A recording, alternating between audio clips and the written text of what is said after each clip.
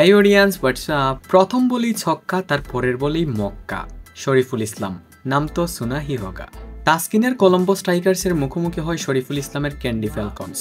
এদিন শুরুতেই বাংলাদেশকে উভয় ফ্র্যাঞ্চাইজি চমক দেখায়, কেননা ক্যান্ডির একাদশে তারা জায়গা দিয়েছে শরীফুল ইসলামকে এবং কলম্বো জায়গা দিয়েছে তাসকিনকে। টস জিতে প্রথমে বল করতে নেমে প্রথম ওভারেই হতাশ শরীফুল ইসলাম, কেননা প্রথম ওভারেই তিনি দিয়ে দিয়েছেন 12 রান। আর লঙ্কান প্রিমিয়ার লিগের পার্সপেক্টিভ থেকে 12 রান তেমন একটা রান নয়। তারপর আবারও নিজের ব্যক্তিগত দ্বিতীয় ওভার করার জন্য আসেন শরীফুল। ব্যাটিং স্ট্রাইকের রাহমানুল্লাহ গুরবাজ।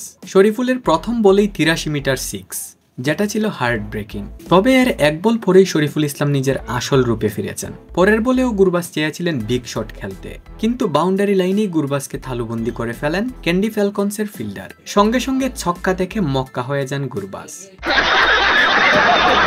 এদিন বেশ আগ্রাসী মেজাজে ছিলেন আফগানি ব্যাটসম্যান, তবে শরীফুলের সাথে বাড়াবাড়ি করতে গিয়েই নিজের উইকেটটা হারান। আর সেই সাথে সাথে ক্যান্ডিকে নিজের অভিষেক উইকেট এনে দেন শরীফুল ইসলাম।